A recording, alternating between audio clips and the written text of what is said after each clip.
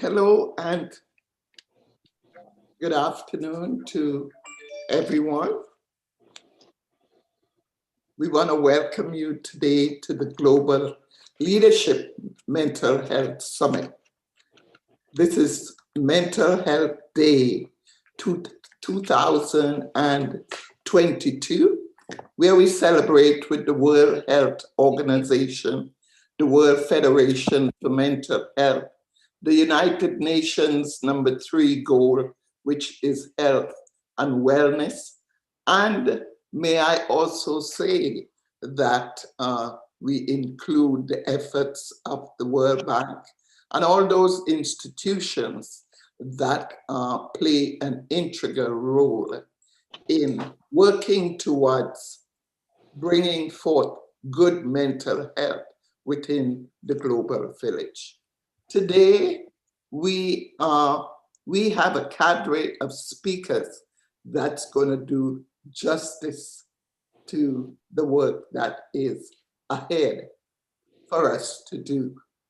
So we're looking forward excitedly to hear what these experts, what they have to say, what they're going to share with us, the solutions that they're bringing, the strategies that they have. And as we interact as an intersectoral meeting, we're here today at the summit. We're here not just to talk, but we're here to make a difference, to come up with alternatives as to how we can help. What can we do to make mental health a priority for everyone in the global village?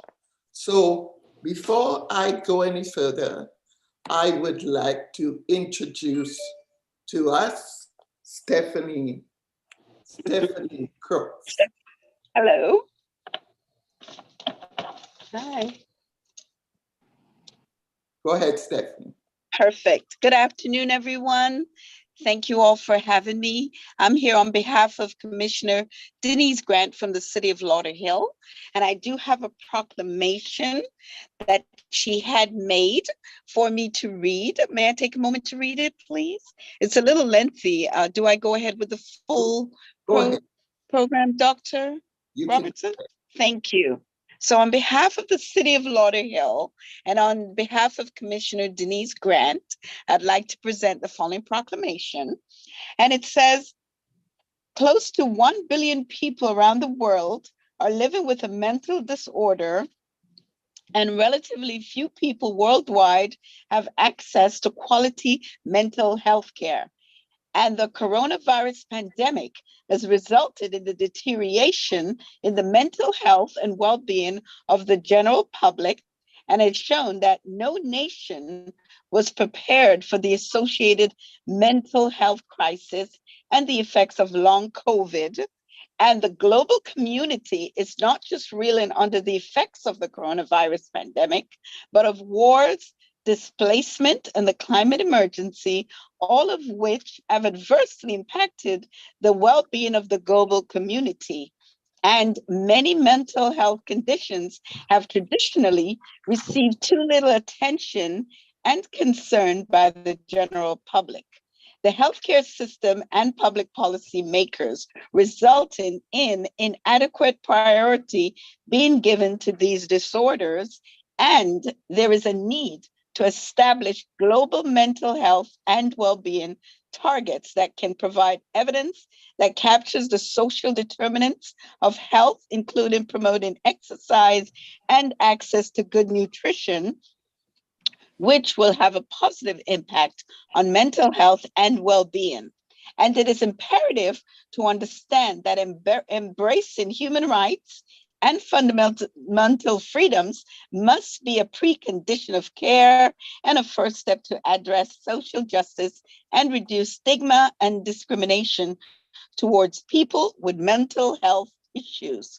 I further urge all citizens to support the local, state, and nonprofit organizations that are working to make mental health a priority in communities throughout our nation.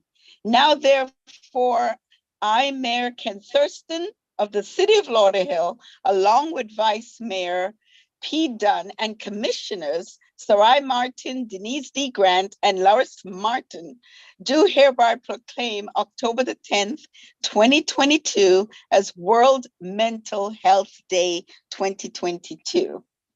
Thank you all. Thank you so much. Congrats. My absolute pleasure. Thank you. Thank you. Very much. We do appreciate that and give. Yes, and I will be sure to present it to you. Yes, thank you. We thank the mayor and the commissioners. Now, Thank you. I see that Dr. Renville is here, so I'm going to hand over to him. He's got in now. So Dr. Renville. Good evening. Good day. Felicitous Day to all of you where you are coming in from. Happy World Mental Health Day to all of you. And this is a very propitious timeline in history for all of us to be gathered here to be partaking in this dialogue and under the central theme of care for the caregivers. I'm co-host along with the founder, Dr. Shirley. And I'm not sure if we have been able to introduce ourselves. Dr. Shirley, has everyone introduced themselves or? No, not as yet. Okay, awesome. So under the central theme of care for the caregivers, in keeping with the SDGs of the United Nations and New Dimensions Global, and all of the global agencies who are celebrating today, one day, we know to observe the elements and the significance of this day, care for the caregivers. What a propitious time for us to all be here. And I know I heard Dr. Shirley spoke of a cadre of us coming together to lend our voices in dialogue and really examine the state of affairs of good health and well-being, and how are we going to march forward with very clear instructions and to achieve this goal. And so without further ado, I'm going to we have had the proclamation already. And so what I'm going to do, I'm going to ask all of you that are on, the speakers, Dr. Shirley, starting with you. I'm not sure to introduce yourself. Take a minute. You're going to, it's time sensitive. So we're clocked 1 minute to introduce each of us. Dr. Shirley, you go first. I'm gonna actually say, I'm Dr. Jason Renville. Most of you all know me, NGO ambassador with the Economic and Social Council. I'm a rep to the United Nations as well, NGO ambassador. Again, like I said, with that, recipient of the Nelson Mandela Award, and president and a leadership and certifying agent of the President Volunteer Service Award, the Lifetime Achievement Initiative. And I mean, there are so many things I can say, but in that half a minute to a minute, I am here as an ambassador of good health and well-being to really help to further this cause and bring education to the masses. And this is why we're here. Dr. Shirley, you have your minute to introduce yourself. I am Dr. S. Regina Pierre Robertson. I am the founder and president of New Dimensions Global. And I am also very much the co-creator. I would say I don't take credit for this on my own. The co-creator for the Global Leadership Mental Health Summit that we're doing here today. I'm also an advocate for good mental health in the global village. I'm as an advocate because of the years that I have spent in mental health. So this is who I am. I'm here as an agent of change to work collaboratively in an intersectoral setting for us to bring about changes, not just talk about it, but bring about changes within ourselves, looking at how we govern our mental equity and capacity before we can look at governing others. So this is who I am, passionate about bringing change and awareness to the global community about mental health. Amen. And only the founder and CEO has that privilege to go over the minute. So we thank you for that. Dr. Satnam, I'm going to have you come in and introduce yourself. Take a minute and tell us about who you are. Hi, my apologies. I'm behind the scenes today. This is Dr. Satnam Devjakar from London, UK. Currently, I just arrived in Tokyo last night. Unfortunately, I've got some health issues, so I can be on camera. But it's really lovely to see you all. I'm one of the international partners for the World Business Angel Investment Forum.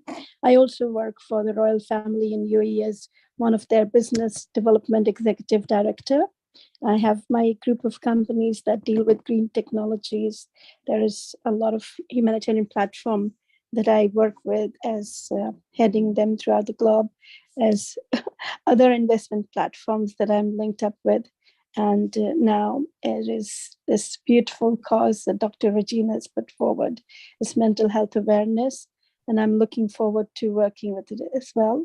And it's a real pleasure and honor to be here today. Thank you. Awesome. Thank you, Dr. Satnam, for such a informative introduction. I will call on Maria Dolores. Maria, if you're on, could you come forth and introduce yourself to us? Thank you. Hi, my name is Maria Dolores. I live in Sweden. My background is about 25 years with health and leadership and human resources. I've been working in the Swedish steel industry, forest industry, at the Swedish prosecution authorities, and I'm the founder of the Human the Human Contract Foundation. So I will tell you more about the Human Contract shortly. Thank you. Thank you so much. And I believe you are our keynote after everyone has introduced themselves. Thank you for gracing us with your presence today. I will call in the next Maria M. Mbanga.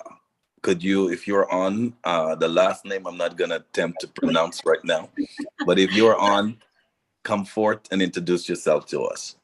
Thank you so much. And thank you for attempting. It's Maria Mbanga Majimari, but Maria is still good enough. It's so much difficult to say what I am and who I am. I find it easy when people say it. However, I reference myself as a women and girl child empowerment advocate, an agent of change.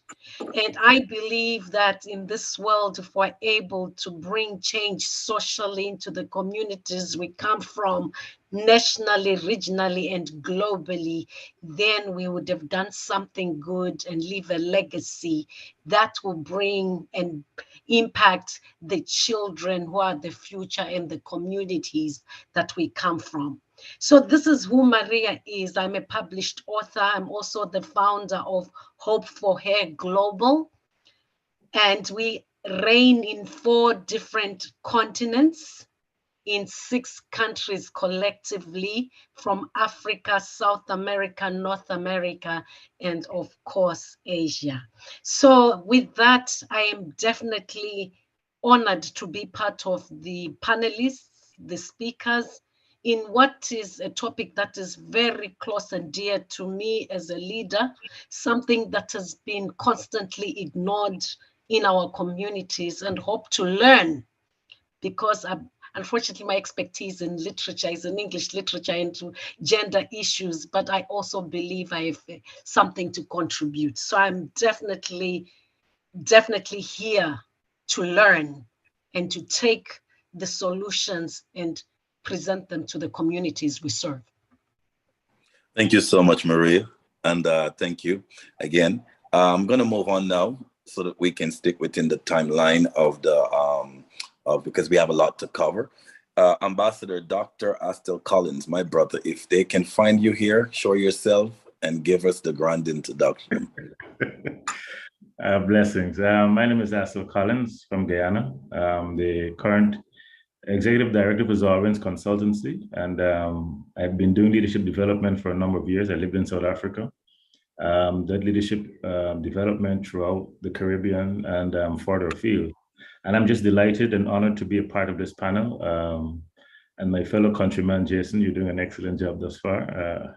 I think that's only you get to call me Jason. Anybody else says Jason, then anybody else says Jason, then I'm gonna levy sanctions on them. Dr. Renville, forgive me. You know, I think I've done within my 1 minute, but we'll talk as the session progresses. Thank you very much for having me. Awesome. Thank you so much for such an informative introduction. Always good to be in the same space with you. And we go to my sister, the one and only global strategist, Ambassador Dr. Elisa Jobody Liverpool. It is listen, we probably need a drum roll for her. Come on in, woman. Hello, Dr. Regina, as the founder of this entity, Dr. Jason Renville, our moderator, and to my esteemed colleagues. I'm Alicia M. Liverpool. I live in St. Martin, and I am the Executive Director, Visionary of RAIN Global. RAIN Global is a governance community, a collective of worshipers, and we are devoted to the reign of humanity on earth. As of this year, 2022, I celebrate 20 plus years in the reign of people, peace, and progress in our world. Thank you. Thank you so much. I know that minute wouldn't do justice to the extensiveness of who you are, but we are going to get a chance to circle back in a minute. And I go now to my brother, UN Ambassador, Dr. Pierre Patno. Could you come on if they can locate you and introduce yourself to us, please?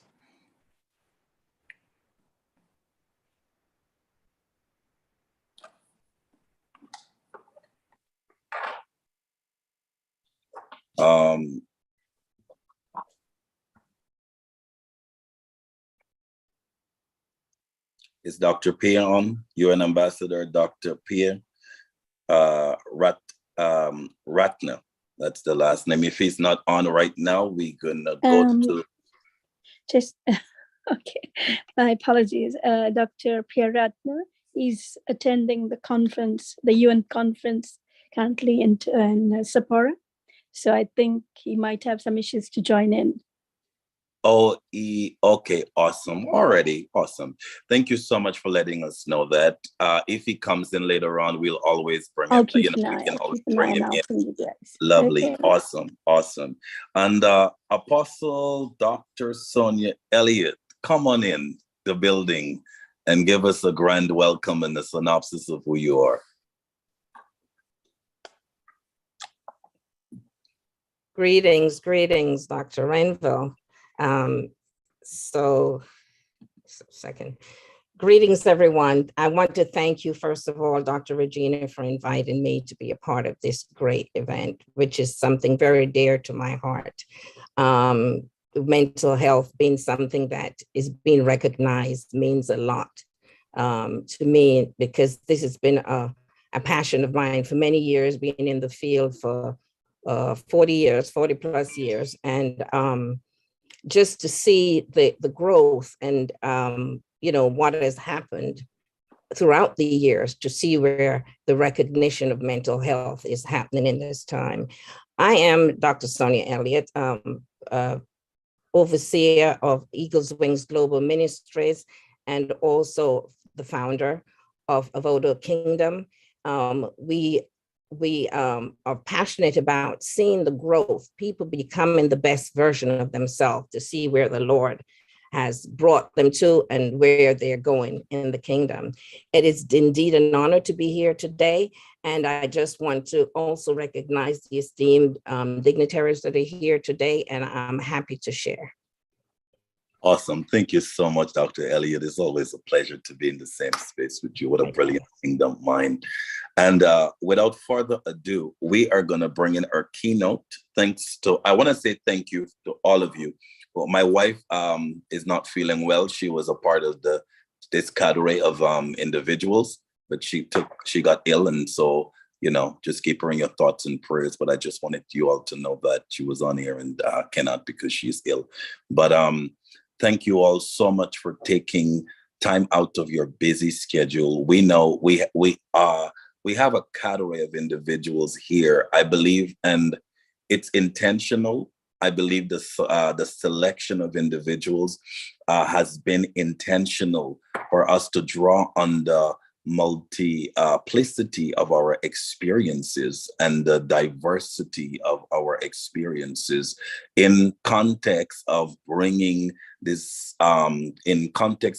revelations, understandings, and strategies to what we are dealing with today. We have different understandings, different backgrounds, coming from different social backgrounds. And so I believe that this is going to be dynamic. It's going to be incisive and very much revelatory and cutting edge. So thank you all so much for taking time off of your busy schedule on a Monday. And so this, give yourself some congratulations and kudos there. So without further ado, I will bring in if she is ready, our keynote. I will bring her back in as she takes us through her contribution, Maria Dolores, and she will take us, she will do about a 5-minute presentation on what she believes she needs to give to us and she wants to share with this global space relative to this theme that we are celebrating today. And, okay, I was prepared a 15-minute speech. Say again for me. No, I was prepared. I have been preparing a 15-minute speech. Oh, 15 minutes. Oh, yeah. Okay. Okay. So let's see how we're gonna do that. All right. Your Excellency, my apologies. This is Dr. Satnam. I'm very happy for Maria to share my time. I will come out for a brief, obviously my part that I want to convey, but Maria can take that time if that helps. Okay. Thank you. Okay. Thank you so much. Awesome. Maria, you can go right ahead. Okay. Thank you. And thank you, Dr. Satnam. So picture this, if you like. It's a beautiful sunny day. The sun is shining and the birds are singing. It's a beautiful, wonderful, and warm summer day in Sweden. I'm sitting at a lunch cafe with a friend of mine, and my friend is sitting across me, across the table. And he's an older gentleman. We're talking and we're just having lunch. And at the end of the lunch, when we're done, he freezes. And I say, Søren, what's the matter? And he stuttered, you have a red laser dot in your forehead. Now, reality is not like in the movies. So we get up, and while we're walking away, this red laser dot is following in zigzag patterns behind us.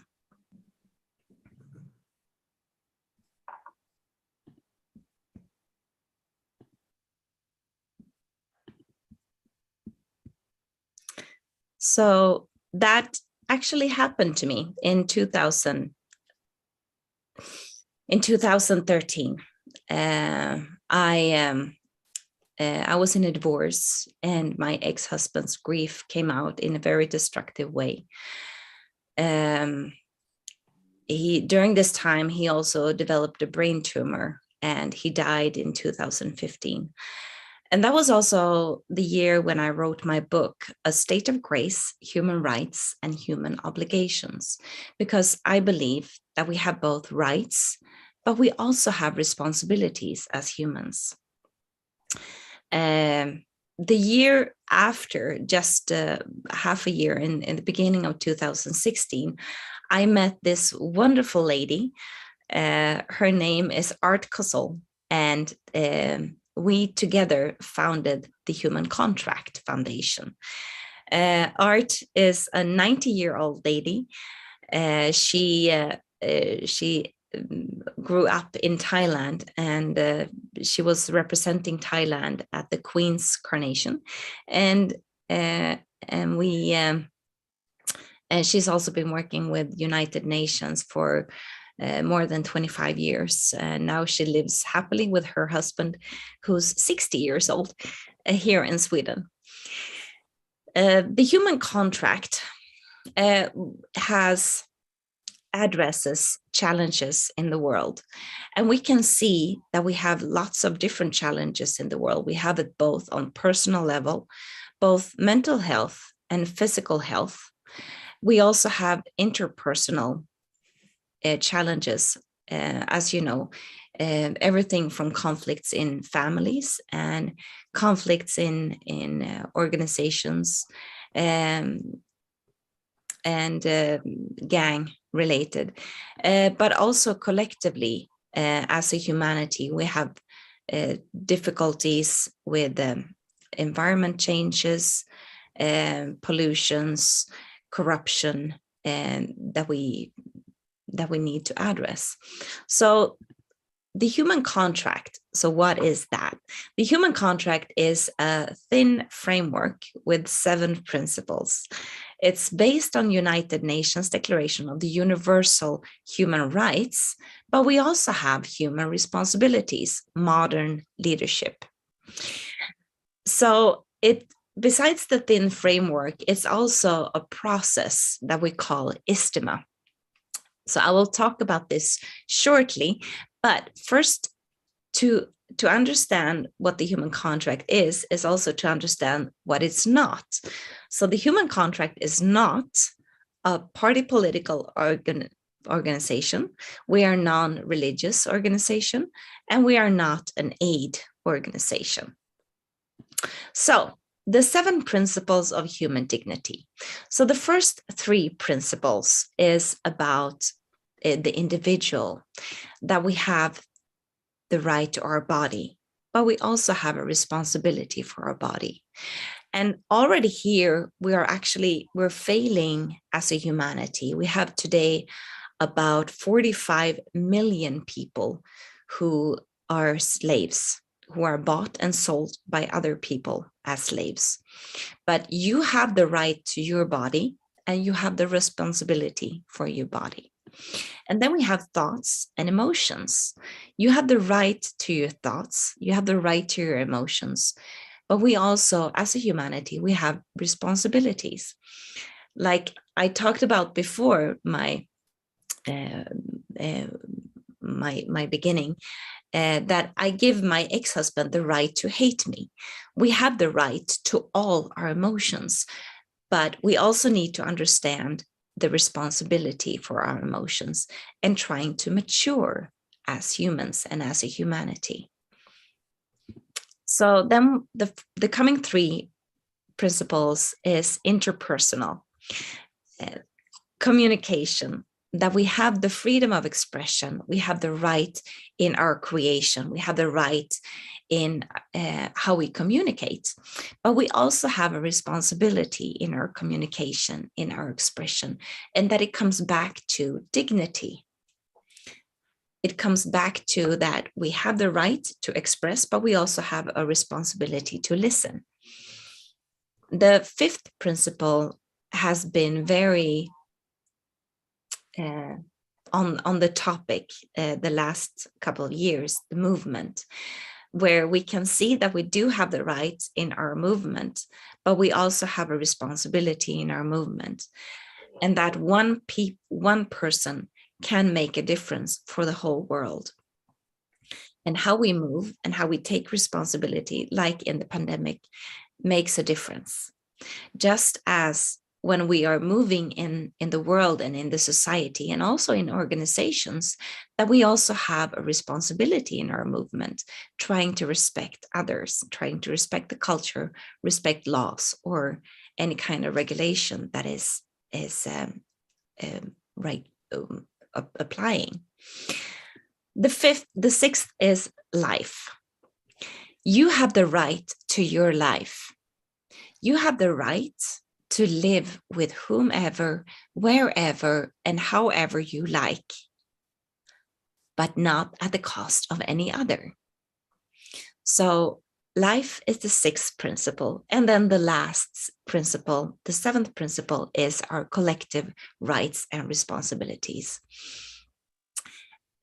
We have, as a humanity, collective rights, which is also stated in the United Nations Declaration of the Universal Human Rights. But we also have collective responsibilities. The Swedish word for this is civilkurage, which is moral courage in English. So standing up and uniting as a humanity is actually our human responsibility. This is also to address that whenever we have difficulties, whenever we see corruption, whenever we see pollution, people know what is going on, but we need to unite. And we know that it's the silence of the masses that can keep destruction from going. So the 7 principles of human dignity is personal. Body, thought, and emotion are personal. And then communication, movement, and life are interpersonal principles. And then the last, collective rights and responsibilities. Now, I talked about the thin framework, so the rights and responsibilities, but I also said that the human contract is a process, istima. So what is istima? Istima means actually learning. Istima comes from a fictive word from J.R.R. Tolkien's fictive languages. And I took that specific word istima because it means learning. What I noticed when I was working with human resources, when I was training management teams in security and crisis management, but also individual growth, as well as organization, but also group dynamic, I saw the same pattern that I also experienced when I was in crisis. And the pattern is that we're going into the crisis, but then we grow. So we're shifting paradigm, we're shifting perspective. So we're going from one perspective, but then we go into fear, anger, frustration, grief. And then we come to the certain point where it shifts, and then we broaden the perspective. So we're not going from this point and just right up. We're going into learning. We're going into grief, or we're facing death or mental illness, divorce, moving, physical injury, abuse, but also in interpersonal relationships, trauma, change, organization crisis, but also group dynamic, where we can see the same pattern. And also globally, we have the same pattern, but it takes longer time. Environmental disaster, pandemic, war, slavery, bribery, migration, and population movement. It's following the same pattern. And I really believe this is an important growth for us as a humanity. So how are we communicating and how are we working with the human contract? Now, there are 4 different ways that I will talk about. And one way is to work with our producers who communicate about the human contract. And we are working together with a platform that is new and upcoming that you will hear more about. VO, Value Each Other. And this platform gives the opportunity for the producers both to own their own material, but also to be able to share and to have the followers paying the fee, the small monthly fee, and to provide 90% of that fee directly to the producers who are creating.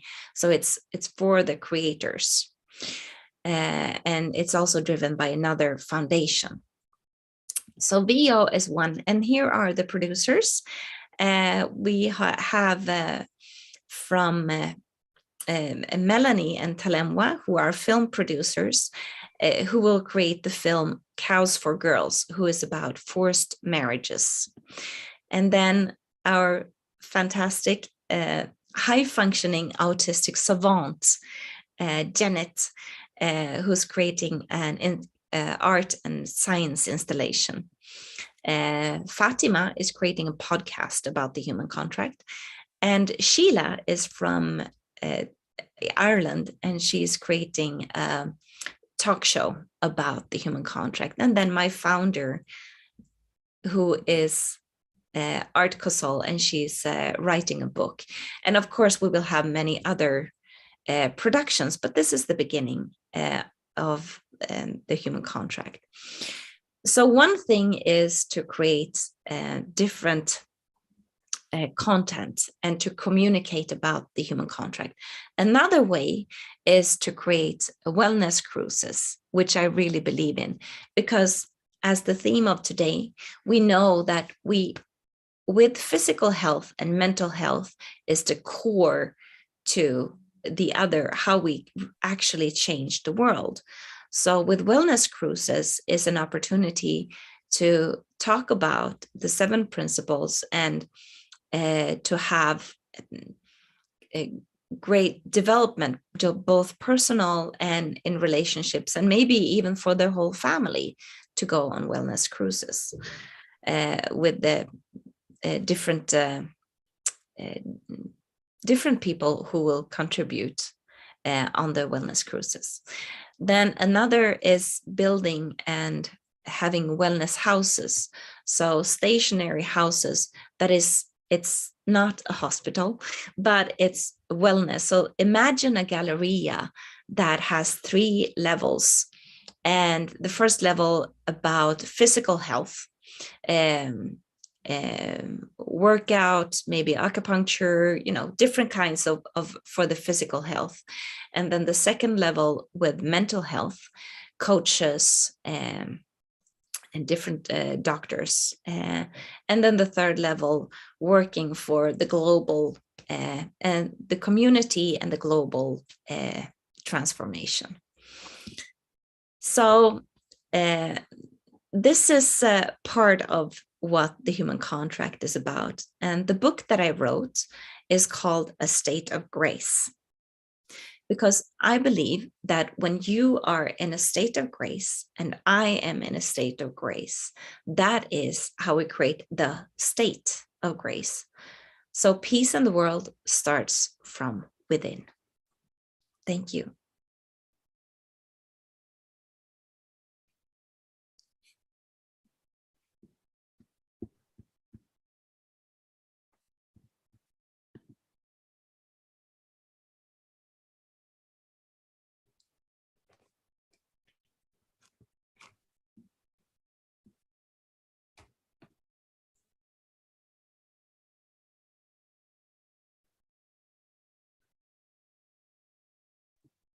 Dr. Renwill, you're on mute.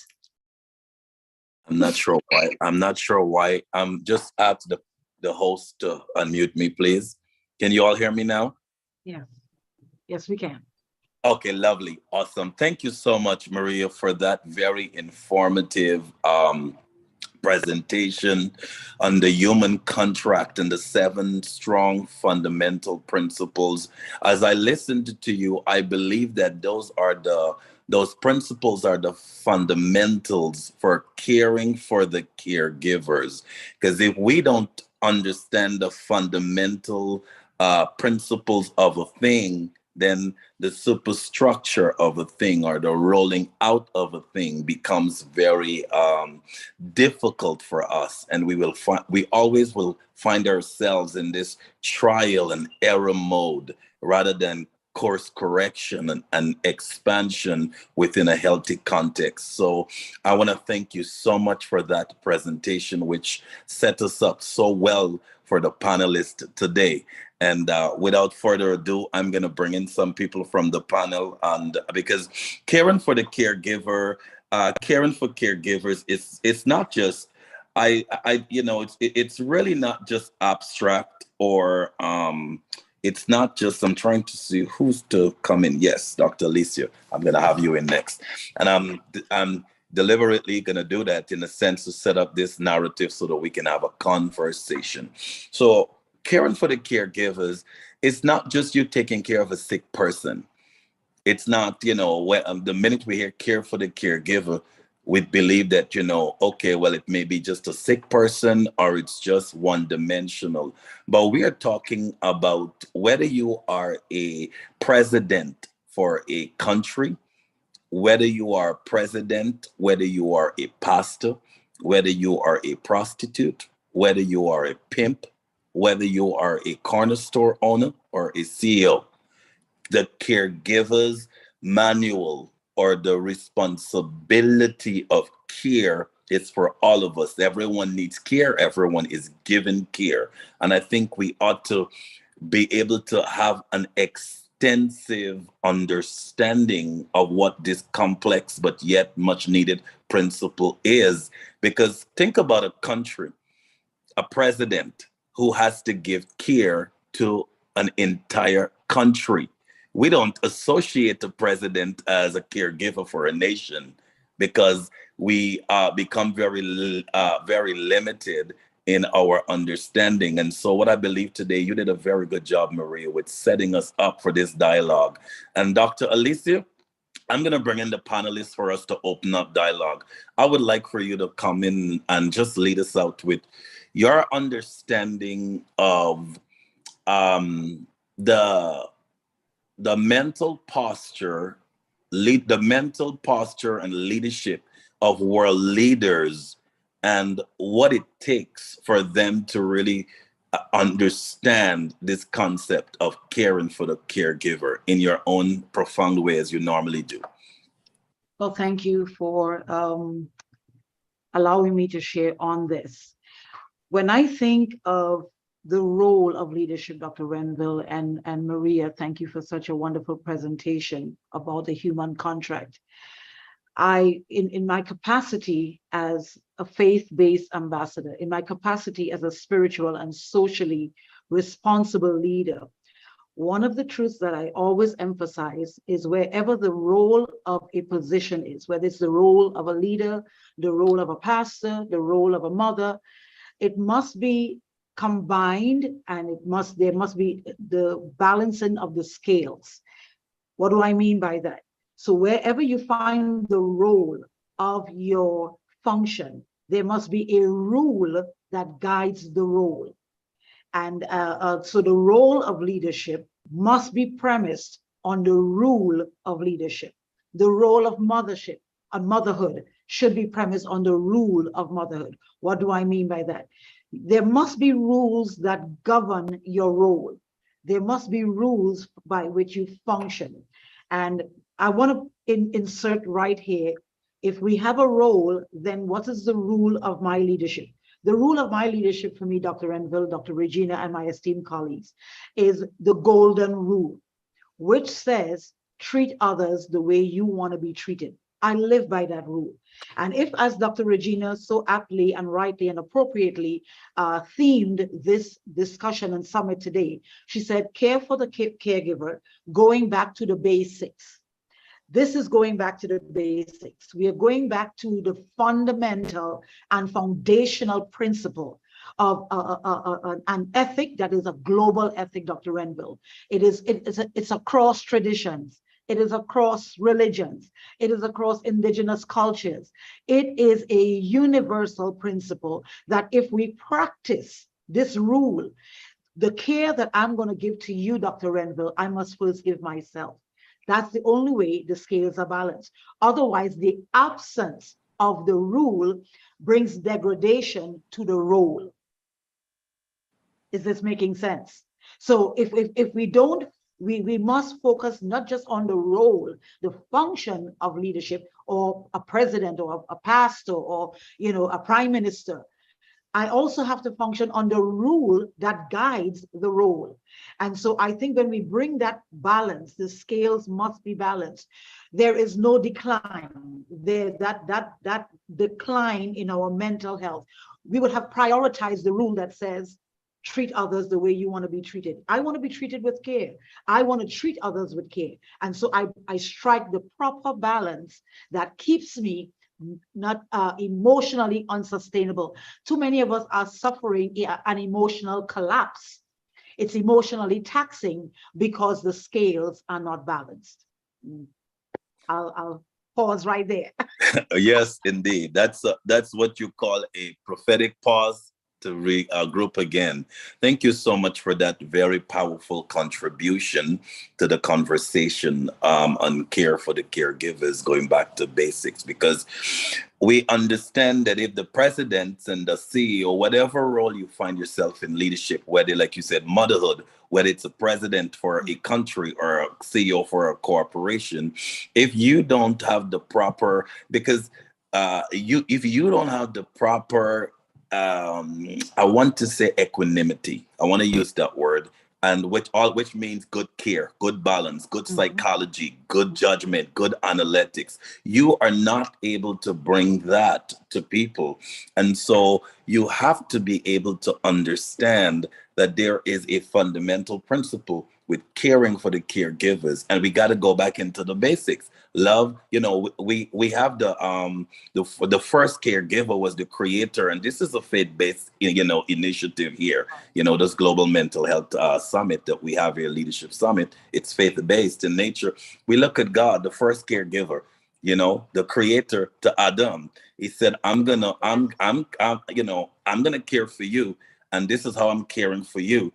And so I'm gonna translate this, transmit this modality of care to you. And so you're gonna translate that care to humanity, and you're going to begin to care for humanity. And so without further ado, I'm going to bring in, and feel free, we have like a couple of minutes. I'm just going to bring in Dr. Sonia Elliott here.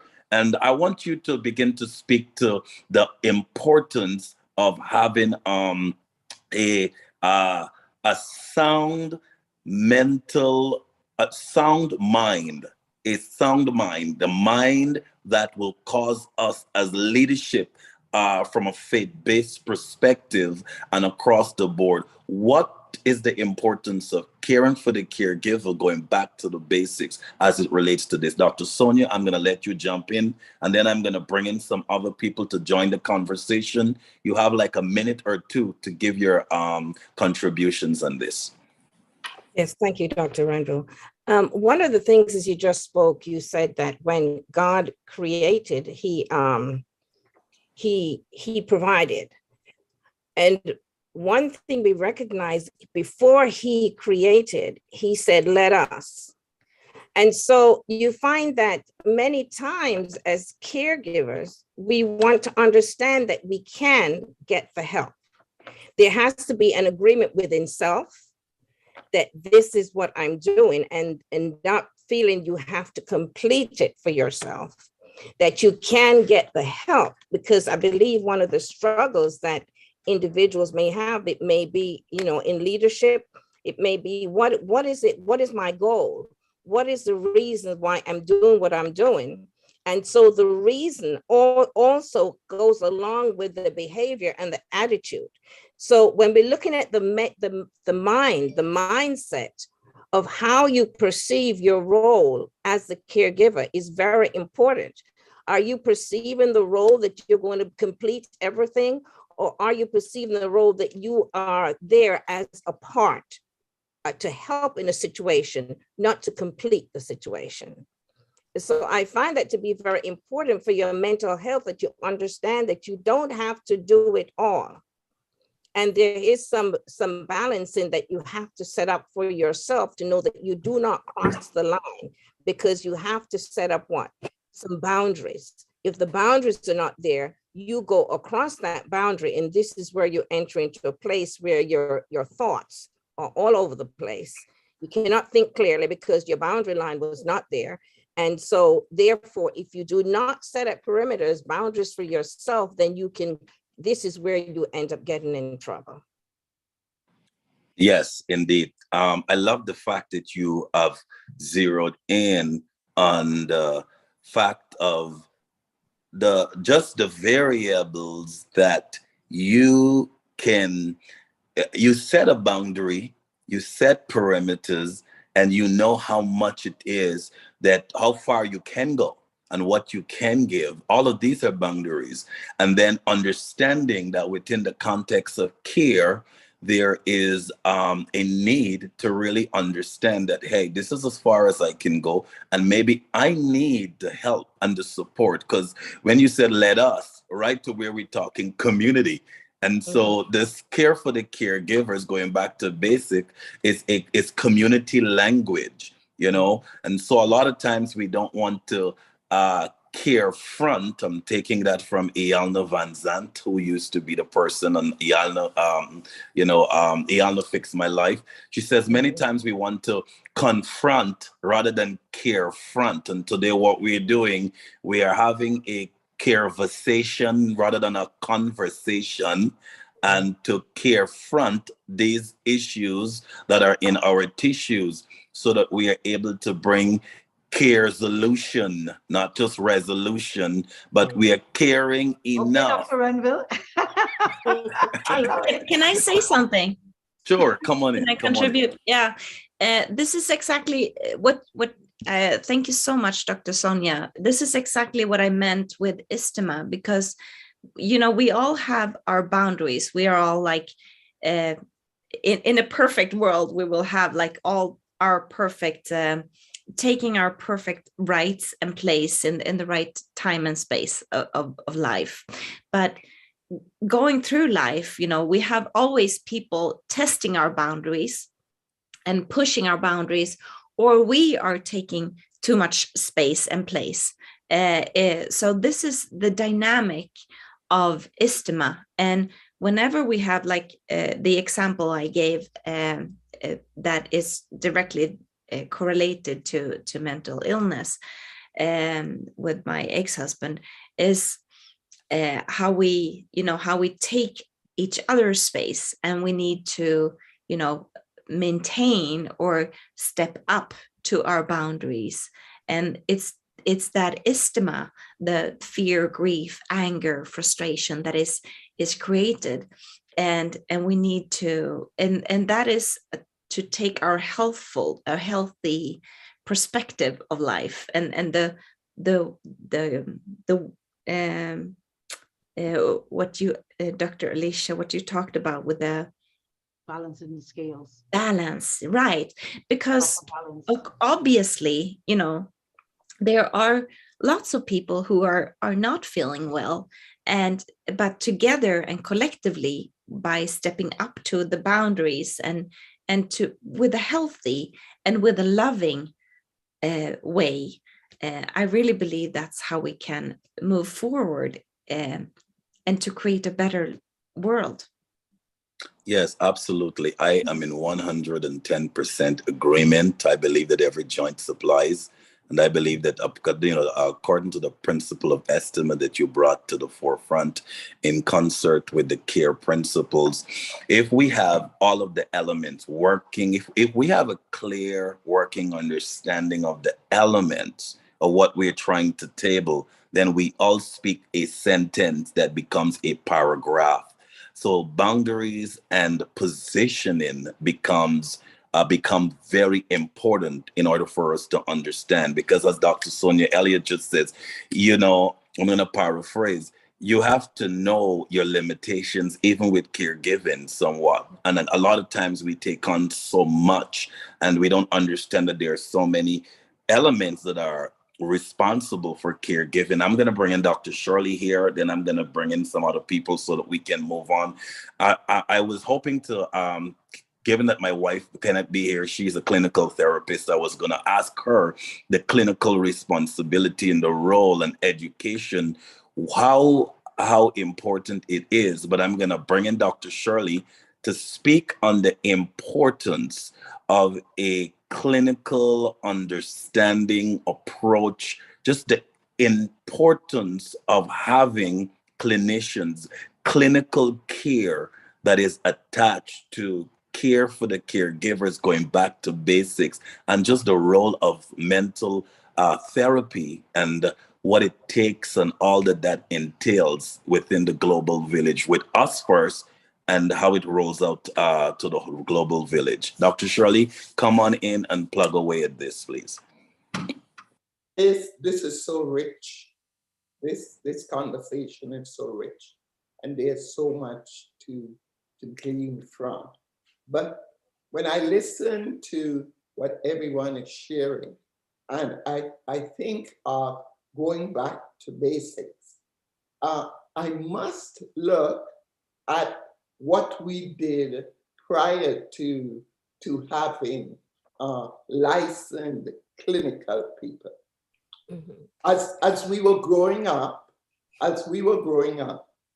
would like to say that we were experiencing therapy in the village. We were with our elders, our parents or aunties, whoever, and in many places,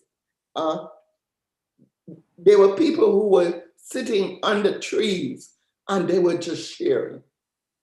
They were just sharing. We were learning how others got where they are, some of the things they did. We learned about those balancing acts and how they were able to maneuver. This is the kind of training that we received. So as we catapult from that to now the clinical side of it, we have clinicians that are trained and understand behaviors. They understand where to plug behaviors in and also to give behaviors a name. We categorize those behaviors so that now we know how to approach a particular situation. But as I'm not sure if it was Ambassador Alicia who mentioned, even though as therapists we're categorizing these modalities, these treatment plans, how we can help each other. And as Maria talked about the collective, and also Dr. Alicia talked about the collective, we have to understand that myself as a clinician, there is no one cookie cut way to deal with everyone. In the process of looking at boundaries, I must be eclectic enough in my approach that I can understand the idiosyncrasies, where someone is coming from. So I base my clinical approach on who the person is, where they're from, how are these, what they're feeling, what they're experiencing, how is that interpreted in their culture as compared to my culture. So I look at the clinical base. As a clinician, the things I had to do was look at it from the DSM-4 the American, or DSM-5, what the American Psychological Association said. But I also had to merge the spiritual side with it and know who this person is as I approach them with the mental piece. So, Dr. Renville, as clinicians, we have to understand that yes, there are times when a person has to get to that place where they're able now to listen, to hear, that we can communicate because of all of the stressors, the anxiety, the anger, the frustration, what it is they're going through. And we must be wise enough to know that we don't go just on the behaviors we see. But I was taught way back in England as a nurse that there is a purpose and a reason for every behavior that is emitted. And it's my responsibility to do a deep dive with the person and help them to bring that to the surface so we can deal with it clinically. Amen. I hope all of this in agreement. Amen. I gave a sermon there. Yes. Yeah. Well, this is why you need well-trained or kingdom-oriented clinicians that understand, because I can hear several things you talk about: the modalities, the trainings, the treatment outcome, the prognosis, the treatment plans, from the time they go down to the intake. If we're looking at acculturation, enculturation, these are all they are clinical bases for determining behavior.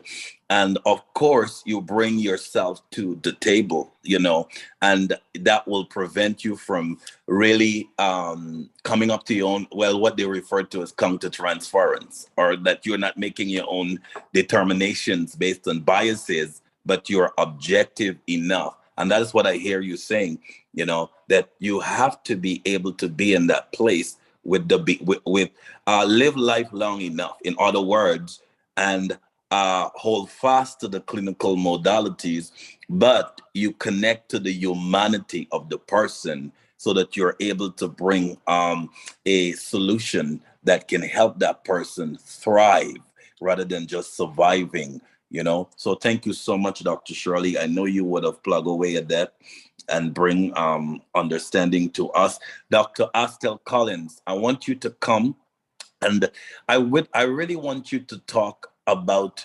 I really want you to look at the importance of understanding caring for the caregivers, going back to basic, really, in a mental health context or well-being, but in a diverse culture. Amid this global pandemic, all the crazy that is happening, you have global world leaders are picking up chairs at the UN to throw at each other, and these are our examples. You have the breach of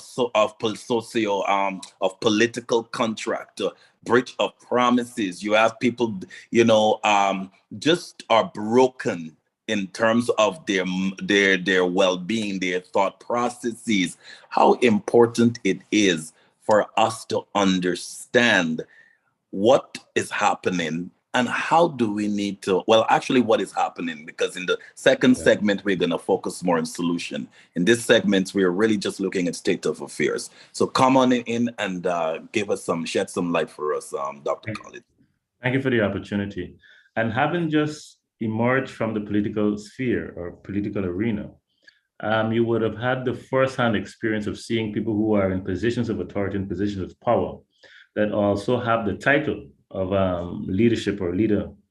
And you see how, because of not being able to take care of oneself and the demand to take care of everyone else, you're often neglected. And even to helping that person who is responsible for taking care of others, you too have neglected your well-being.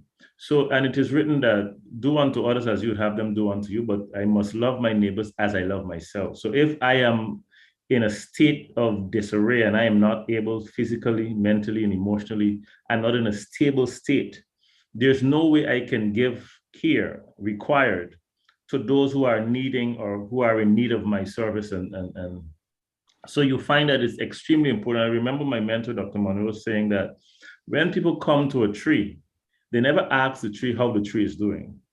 All they look for is the fruit and whether it is ripe.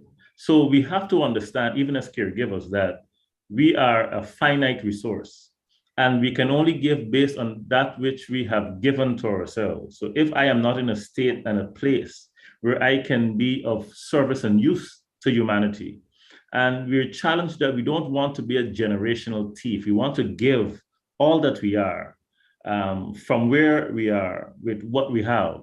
But I think there's a space where it's important that we replenish, we discharge to recharge, and only then can we really be in charge. So it's important that we understand that, yes, we are a limited resource, and we can only give the resource that we have been given. So it's like if I ask you for $10, I have to first ensure that you have that to give me. Or if I am required to give a certain amount, I have to be, I'm drinking a glass of water.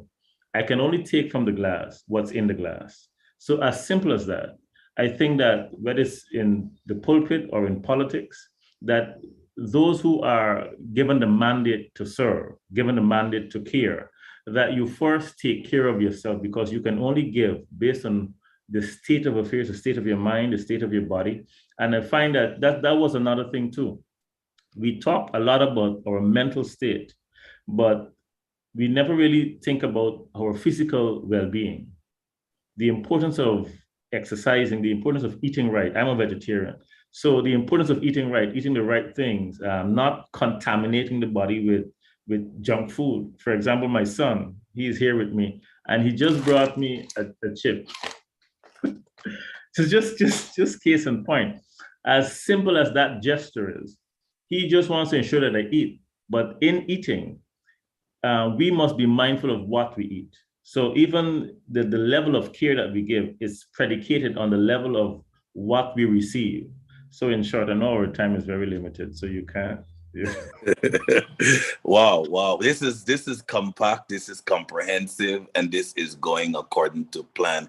You raised, I'm going to summarize because we got to get to Maria M to come in to give her contribution just now. But what you're saying to me is that, and I know a lot of us who have grown up in certain settings, we have heard that if you take care, you need to put the family first. You need to take care of your, it's selfishness. But I heard the same Ialna Van Zandt says, she spoke about self-full instead of selfish, because selfishness has the negative connotation that you're just taking care of yourself and it's all about you. But self-full has the understanding, it has the connotation that you are taking care of yourself. Nothing is wrong to take care of you, to make sure that you are well balanced, and to the degree that you are taken care of, that is to the degree you're able to really now leverage care to level care to someone else. So we have to get rid of this myth that if I am taking care of me, it's selfishness, because a lot of us have bought into that notion, which is to me convoluted, that you are going to, if I take care of myself, if I, prioritize me, I always tell my wife, whenever I get money, I put aside my tithes and my giving, but I take care of Jason. I buy something for me, and I don't feel bad about it. I don't feel guilty about it. I pay me. I honor me, because it is the gift and the skills and the abilities that you have been given to really now give back to the world. And so you've got to put the law of first things first. So you not only care fronting, but you are self-full, because you're, because back in the day, they used to tell us you are full of yourself. I was just about to tell you that. I was just about to tell you that. We were socialized in that. Yes. When somebody say you're full of yourself, it's a negative connotation. So you can't be full. It's like it's sticky. Yeah, exactly. Which I would prefer to be full of me than you, but then hey, that's a different conversation. But that's the law of authenticity there. But I'm gonna bring in Maria M to give to talk to us about caring for the caregivers and how important it is for us to be in a healthy space. How important is it for us to be in a healthy space and knowing the importance of caring for the caregivers on this World Mental Health Day, as we are seeking to go back to basic. If we don't go back, we can't go forward. So we got to level up, balance the pendulum, as Ambassador Lisa said, balance the scale so that we can really figure out what's happening with us. Come on in, Maria. Thank you so much. Thank you so much. It's like I said earlier on, it's such an honor to be amongst you all because there's so much to learn and to take away. And granted for the work that we do, because I'm coming from an education background, served 15 years of teaching, secondary teaching. So I always say to myself, I was called to care at a younger age, soon after university, because when you have to take care of young men, young boys who become men and young girls who become women, you have to at least lead by example. So teaching alone as a profession, it's enough to set precedence to who you are as a caregiver. You have to think of you have to put yourself last pretty much, because you have students who become your children, not biological, but you look after them. You nurture them throughout their high school leading to college. And this is where careers are formed. This is where personalities are formed. Doctors, scientists, and so on are formed during that transition in their lives.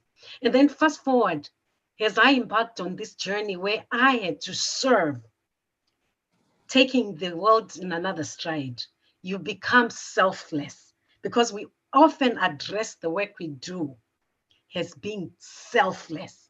And we forget what you have brought to our attention. As we become leaders, we forget that no, being a leader does not make you superhuman. That you have to come down to accepting that no, I am human and I need a break. So as much as I may be a change agent, as much as I advocate to bring change to many, but who can Maria be when she becomes tired and she's burnt out?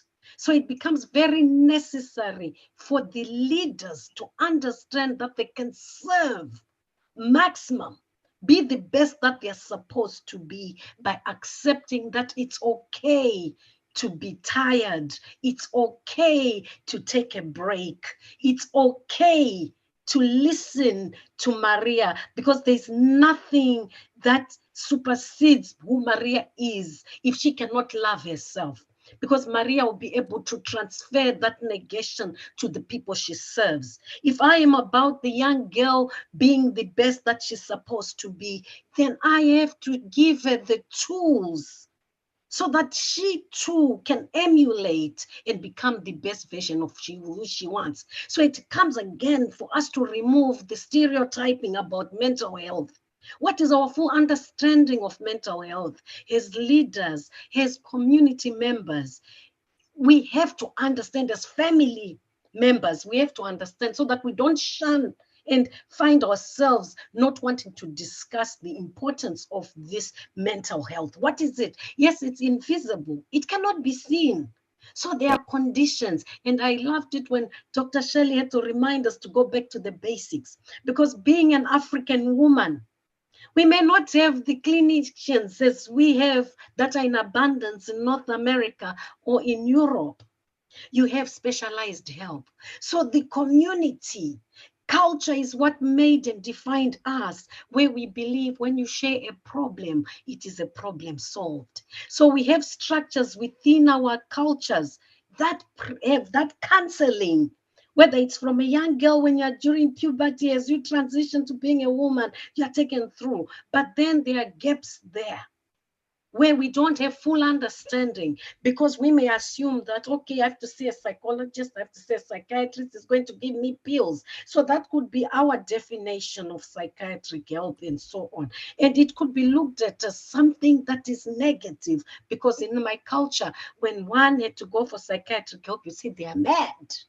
They've gone cuckoo. Chronic illness, yes. So we have to remove that. So the educating of our people as we transition, it will make it for us to better understand. And as leaders, it's also accepting that we are human, and we get to a time where Maria has to be fully functional, which means the same kindness Maria awards to the people, to the community, to those above her, she has to award the same kindness to self. And it's okay. Don't be guilty as a leader.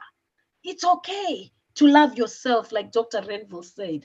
It's okay. We cannot justify or be apologetic about loving self, because that's what will contribute to us becoming better leaders, more objective leaders, by taking those aspects that you actually all mentioned and putting that into a module, then creating that for the leaders so that they understand how to strike the balance, how to be able to love self first, but while serving, and not to be apologetic, and have more fun with the work you do, what you're set out to be. So that's where I'll stop for today. And then we'll see what the second session will have in store. Wow. Amazing presentation. What a very high impact pause. I mean, thank you so much, Maria, for that contribution there, with just the rolling out and rolling out of the variables and highlighting certain key fundamental principles with your being an educator, and how you had to govern yourself to translate, you govern yourself to translate these principles, but just a role model of, being there, and the children can look at you. But if you did not care for yourself, then you could not care for these children, which now is the intergenerational legacy and the charge that you have given to us. So amazing. Listen, wherever you're tuning in from, I am Dr. Jason Renville, the host of this amazing summit that has been convened by the founder and CEO of this global mental health summit and global new dimensions, Dr. Shirley Pierre. And listen, wherever you're coming in from, we are all caring for the caregivers, and we're going back to basic. Now we are going to take a break as we bring in our second keynote and special guest, she introduced herself, Dr. Satnam. And if you can bring her in, if you are on, she's going to give us a presentation for about 5 minutes or so around that timeline on her contribution and her significance today. Before she comes in, Dr. Shirley is going to present her. And then the next person you will hear is Dr. Satnam. Thank you, Dr. Jason.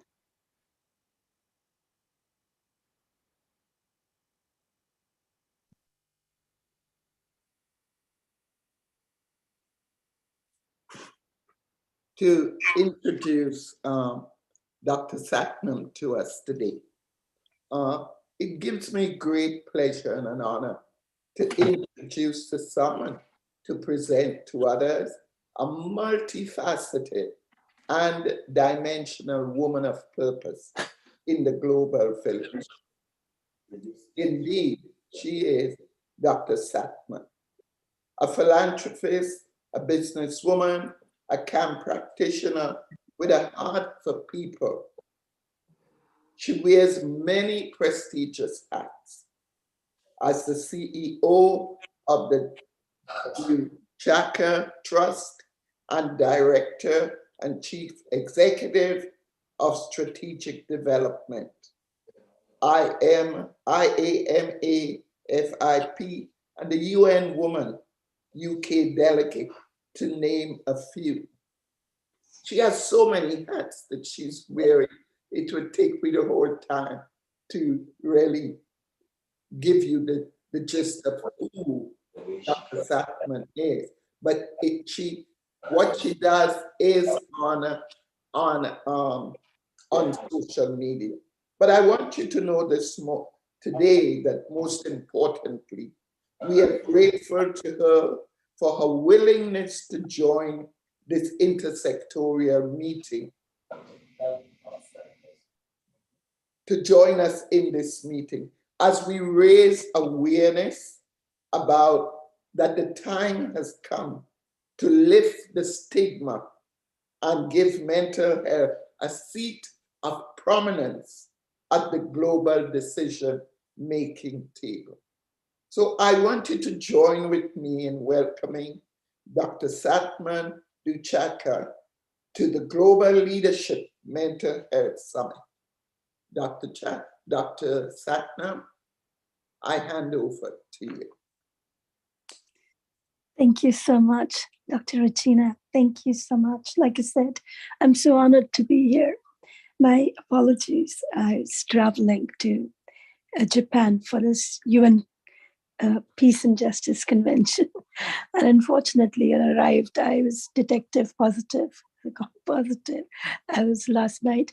So it was a little rough today, even though I wanted to be here fully present.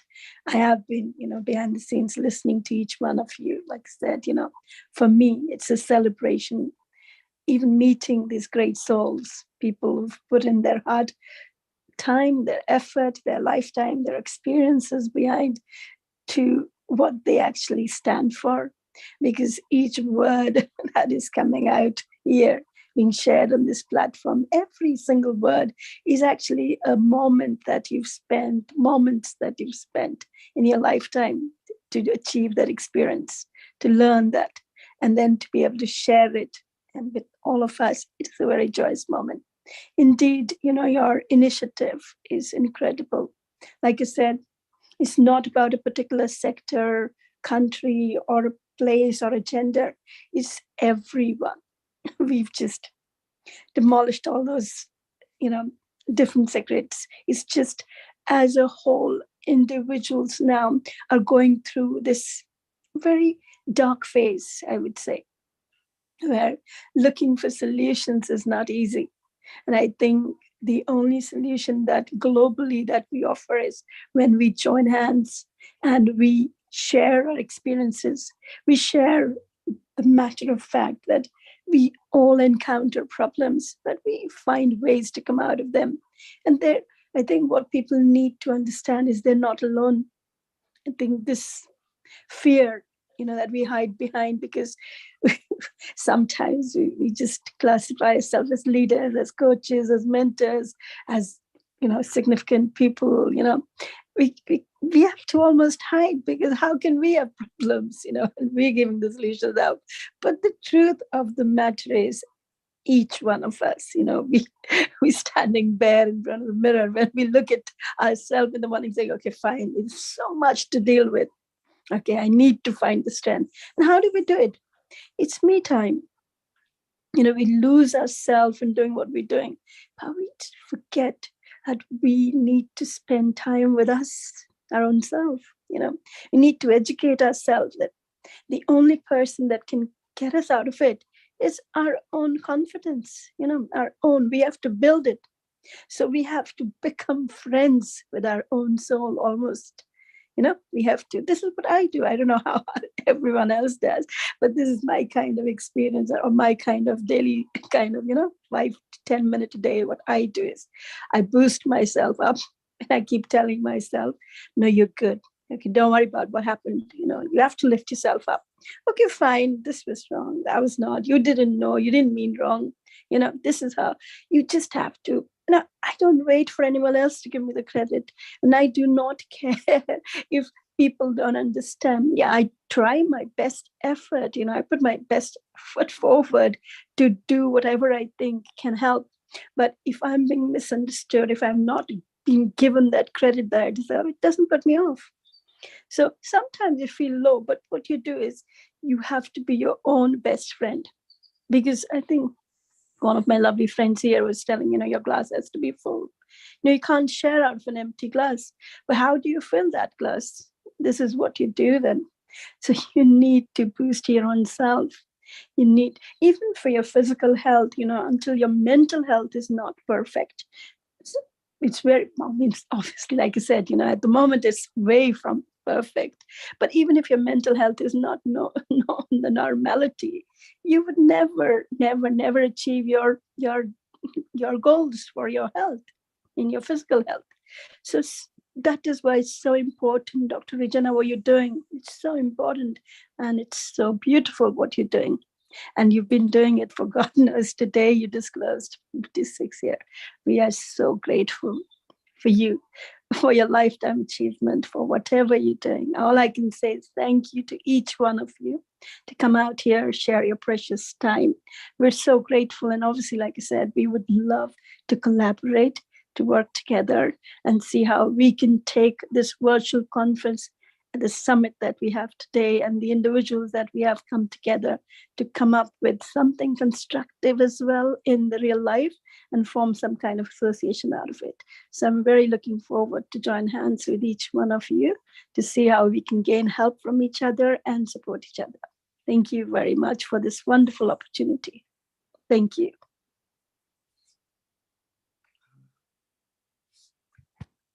Thank you so much, Dr. Satnam. We really appreciate your words of wisdom, helping us in terms of sharing with us some of the things that you do to make sure that your self-care, you're taking really good care of yourself. And having said that, I pass over to our moderator, Dr. Renville.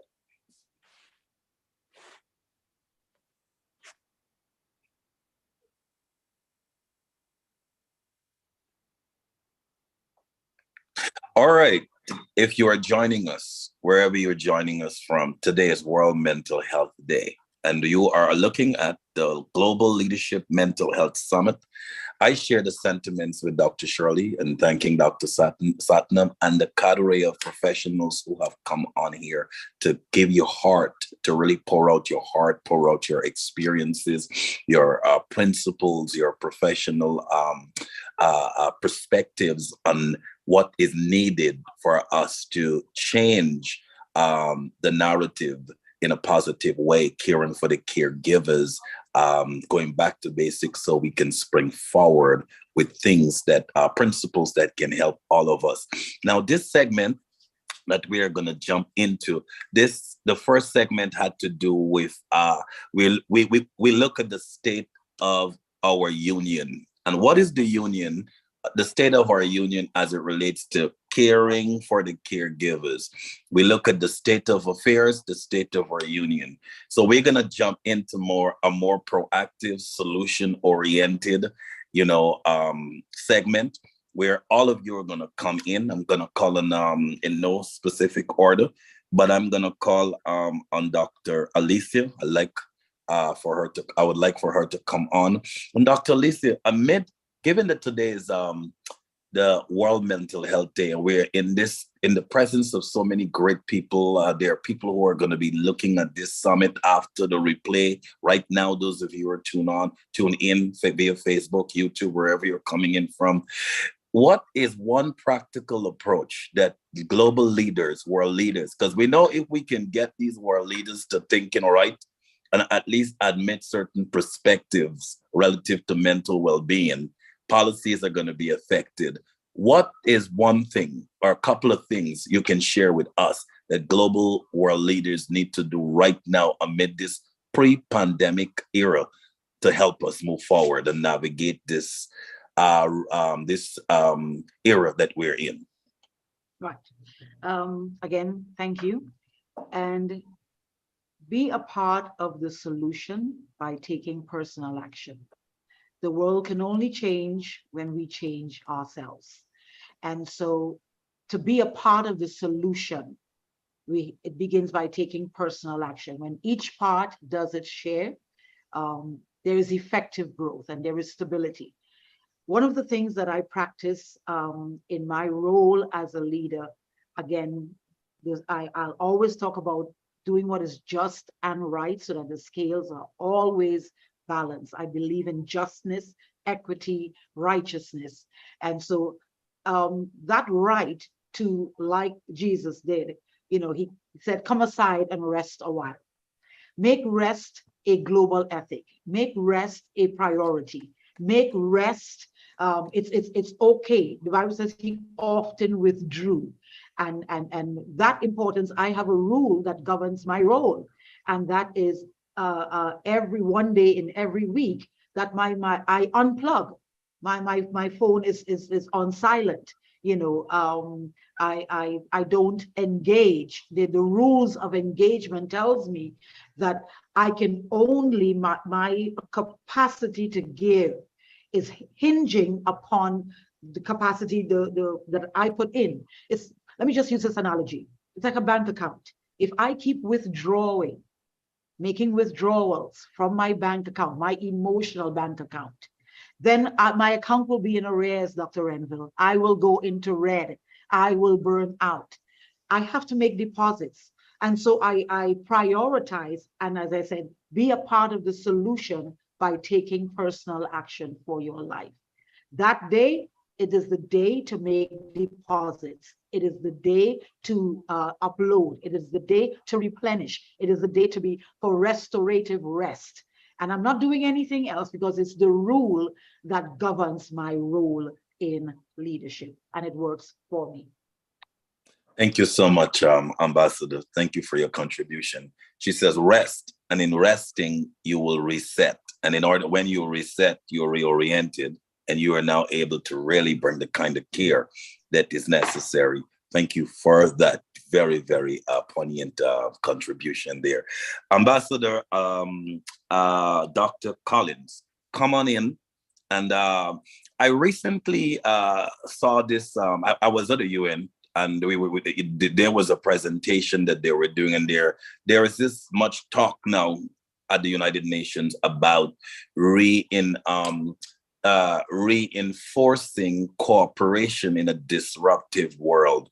We know that the world has been disrupted, disbanded, disconnected because of the COVID-19, and now we're in post-pandemic, the threat of global climate change and all of that. We got climate change, economic collapse. We got the threat of a nuclear threat looming large. I mean, there is just such a breakdown, mental breakdown with world leaders. How can we really, policy-wise, engage change to see caring for the caregivers become something practical? Dr. Collins, come on in and plug away. Thank you. What in my experience, what I've observed is that there's too much that is required of a particular leader. And that's why, they said there's no I in T. I think, and I don't believe any one person has the capacity to deal with all situations that affect the human condition. And I think that is one of the deficit of a leader, that you do not staff your weakness.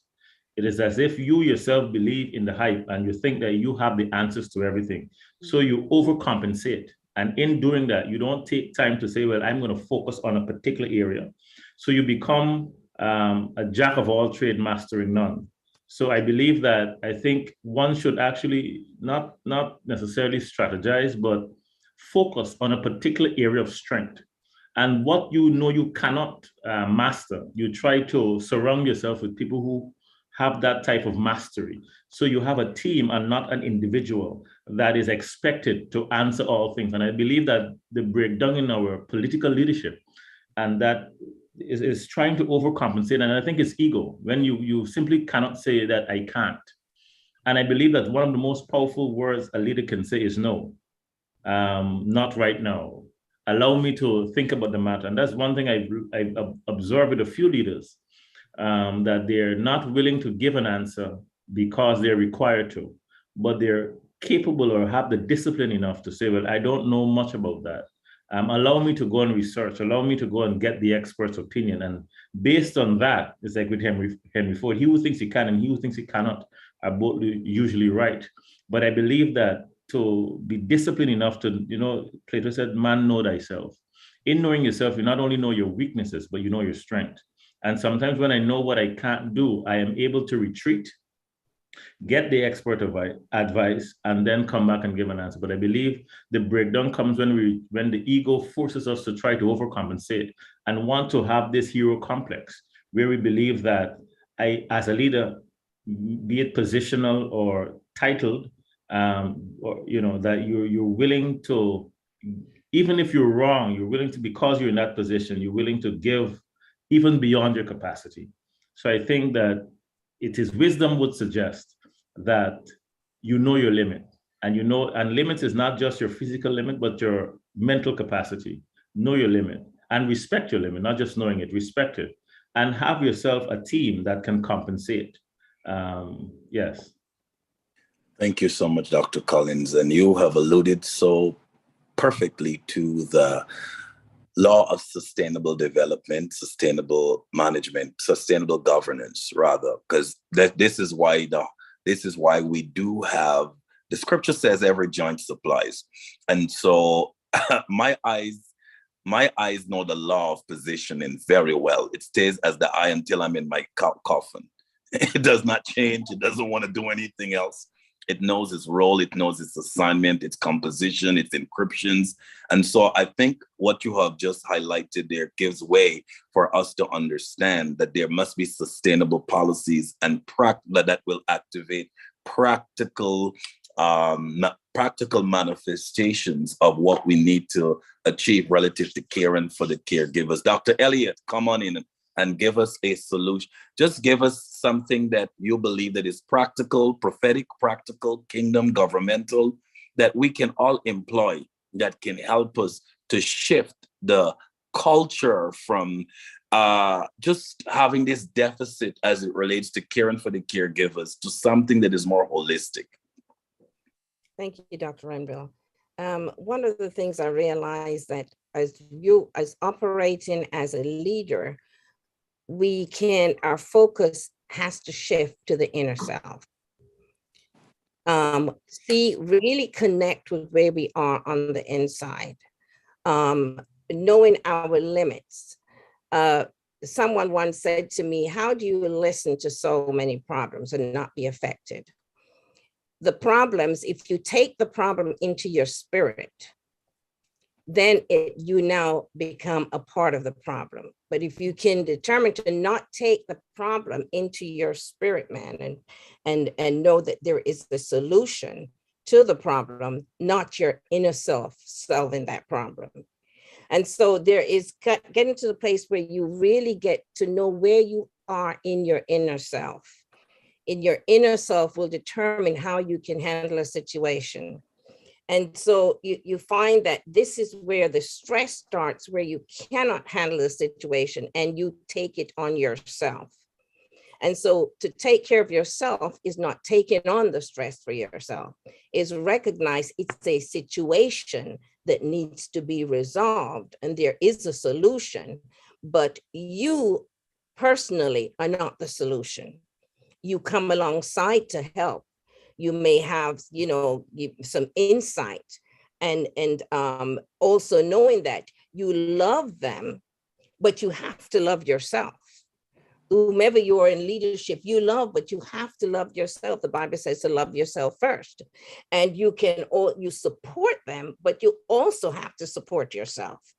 If you're not supporting yourself, then you're not able to support them.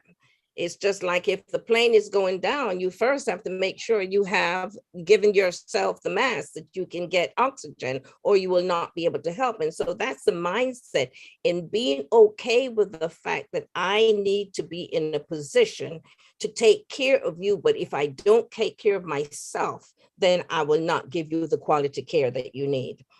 And so it brings us to the place of where are we really in our leadership? Are we going to take on the world, or are we going to know that we can be a part of helping the growth instead of taking it on ourselves? So we now know where the Bible speaks about being prosperous as your soul prosper. If your soul is not in a place to receive that prosperity, then there's that difficulty of causing prosperity on the outside. The inner man has to be in a place of health, being truthful to ourselves, being truthful in where we are, not trying to be something from the outside, but no, our inner man has to be in a state of health where mind, emotion, and will is in connection with each other. I said that mind, emotion, and will cannot go against each other. Mind, emotion, and will has to be in synchrony, synchronizing, because then it affects the physical man if it's not. And so the physical now is not able to carry the soul and do what the soul wants, because so we see where it works. It all works in conjunction with each other. But the key is our soul has to be in a place of prosperity.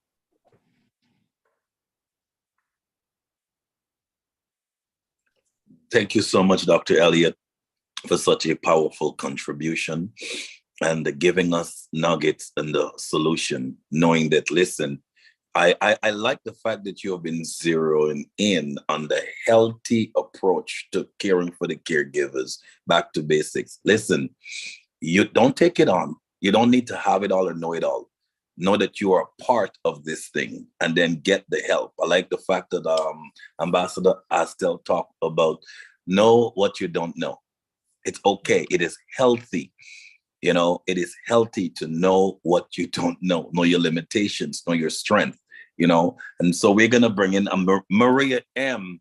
I want you to come in and I want you to speak on the role of education relative to caring for the caregivers. How can we use the tool of education to help us as a solution for this specific topic on this World Mental Health Day, on this Global Leadership Mental Health Summit in which we are a part? The reason I'm smiling, Dr. Renville, is because I was writing that down. So I'm like, oh, wow, is that an aha moment about him? Was he reading my mind? Because I was actually writing education. And from that, I came up with 3 points. Because when you educate, you are raising not only awareness to the leaders themselves. We have to attend those workshops so that we have a full understanding of the importance of making sure that we don't set up expectations that are beyond selves. That's how we burn out in the end. So educating us would make us be empowered.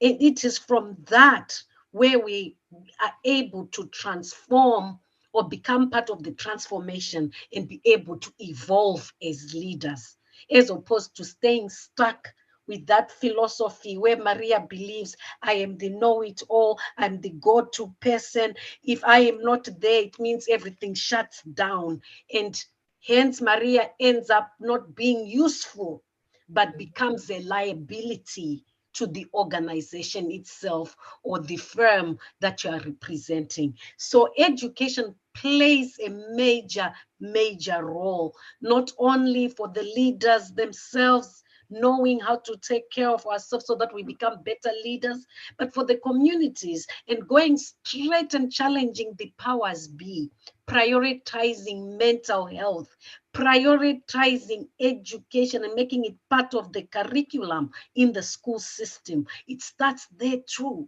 Fundamentally, when we have an understanding in the education sector itself, then we are going to be better citizens. We're going to learn cultures. If I come from a culture where this is non-existent, but if it becomes part of a curriculum, it means it's going to be ingrained from us, catch us whilst we're still young, and we'll be able to deal with these situations better as we transition into the different elements in our lives. So education cannot be overlooked, but it is of importance. And mental health, we cannot stress enough to the powers be, to leadership as well itself. They have a responsibility to prioritize it. It's enough to say, yes, it's part of the SDGs, yes, it's part of the UN conversation, but what are they really doing and planting, not only in the communities at regional level, national level, and globally?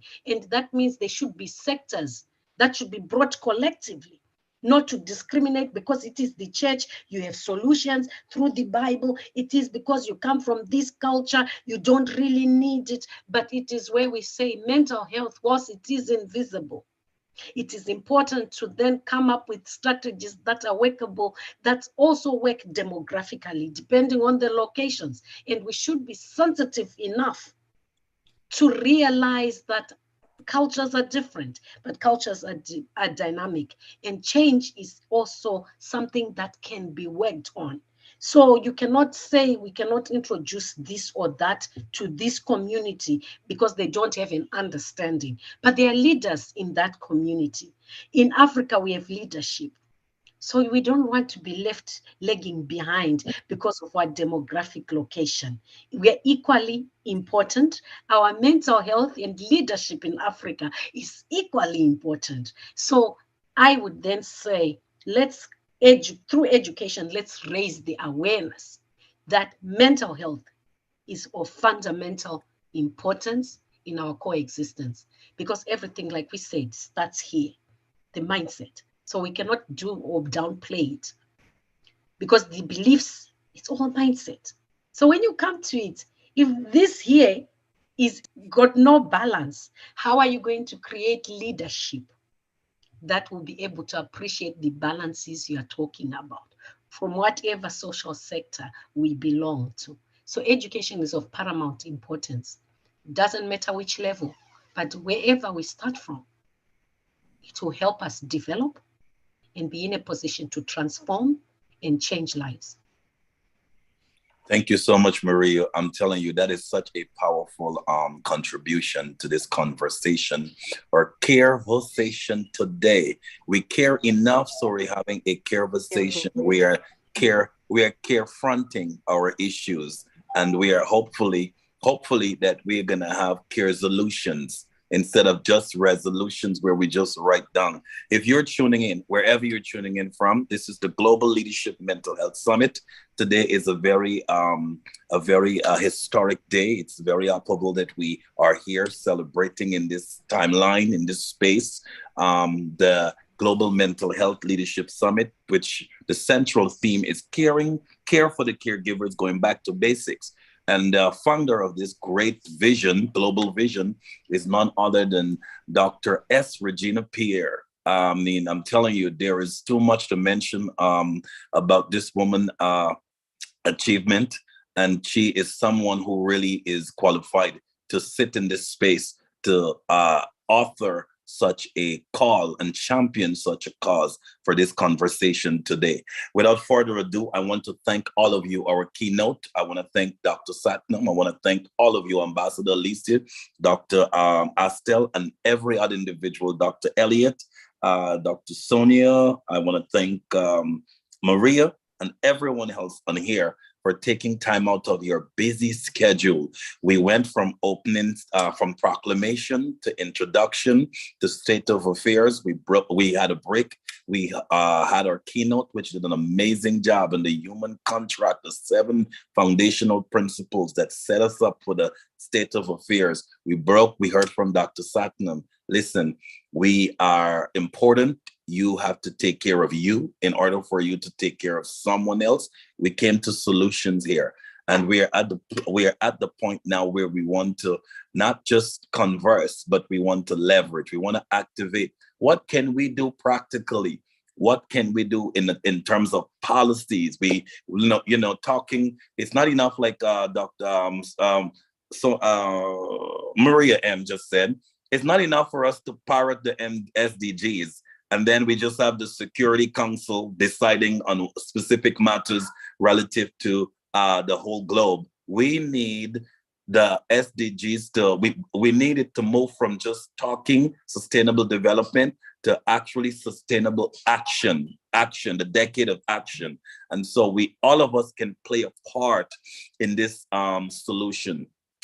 in this solution-driven era, knowing that we are in a very crucial time. Dr. Satnam says this, we are in dark times. And for those of us who are solution-oriented or have our pulse on some type of panacea, we are more optimistic, we are more forthcoming, because we know that we have been planted, we have been created, you know, and that's, I want to take this opportunity to say that this is a faith-based initiative. And sometimes it's faith over facts. You know, for me, most times or every time it's faith over facts, even though I would merge the facts and I know how to appropriate those. And so we've got to be able to understand that we are placed here as the salt light solutions, however you want to call it, so that we are able to affect practical change. Dr. Shirley, I'm going to have you come in since you are the visionary and founder of this amazing work globally, to give closing remarks and take us out of here.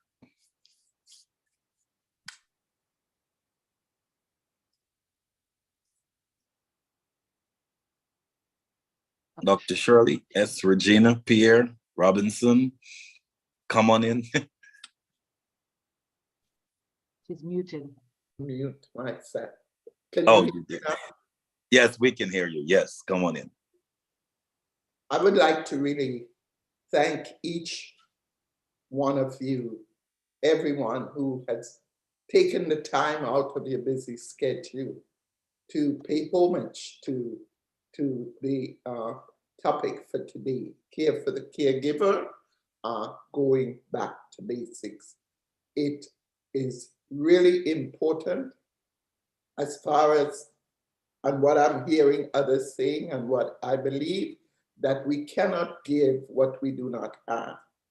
And I believe that as leaders, we must be able to discern our own capacity to govern, as Dr. Lisa would say, govern the mentor. If we can't do that, then we're going to be in a serious place of deficit. We have to be able to do that. We must be able to look at failed policies that continue to propagate the same old issues and the way we look at mental health from a shame and a blaming viewpoint, vantage point, and not recognizing the fact that mental health, mental health has an impact on everything, can be impacted from every area of our lives. We need good mental health. We need good mental health in the global village. So I want to let you know that the aim of New Dimensions Global and the Global Leadership Mental Health Summit is one of advocacy. Advocacy, and according to the World Health Organization, advocacy is an important measure of raising awareness on mental health issues and ensuring that mental health is on the national agenda of governments. Advocacy can lead to improvements in policy, in governance, in legislation, and in service developments. And I really believe that, because having looked at the UN 17 Sustainable Development Goals, I looked at 2020 when changes should have occurred, and I see it's as if we're going around the wilderness, because there was no mention of mental health in any aspect of those goals. And I firmly believe that in order to achieve the goals that are ahead of us, that mental health must be given a place of prominence, whether it's food insecurity, education, health and wellness, whether it's in justice, gender equality, whatever those 17 goals are, those deficits impact our mental health. I want us to also remember that according to the UN, 12 billion people right now are impacted as a result of not having the self-care that is needed in the workplace. 12 billion people.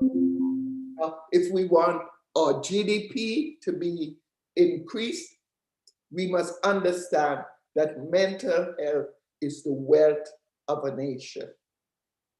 Mental health is the wealth of a nation.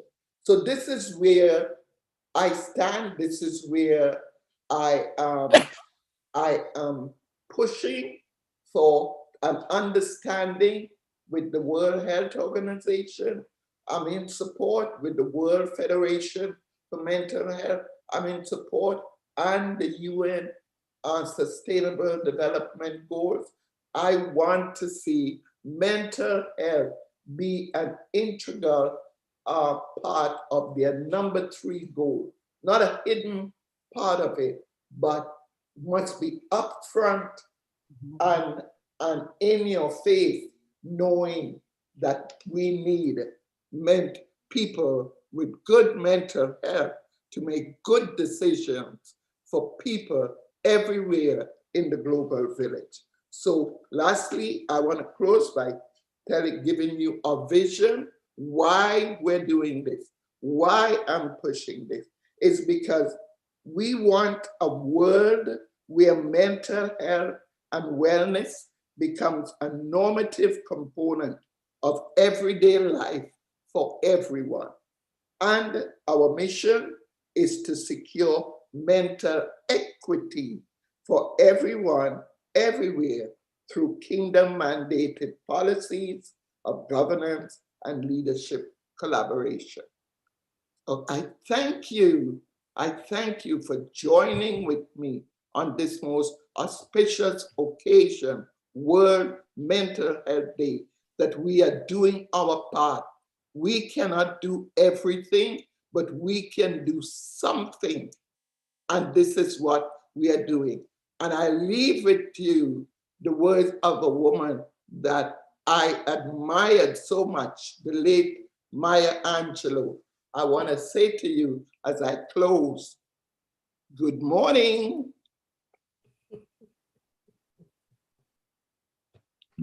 Good morning to all of you. Listen, if you're looking, thank you for tuning into the Global Leadership Mental Health Summit with our founder, Dr. Shirley Pierre, and our great cadre of professionals who have taken the time out to grace us with their presence. I am Dr. Jason Renville, your host. And listen, we are hoping for part 2. I'm excited. And today, again, is World Mental Health Day under the central theme, caring for the caregivers, going back to basics. Thanks to all of you from wherever you're tuning in from, wherever time zone. We appreciate you much. And until next time, be well. Thank you. Thank you. Thank you. Thank you.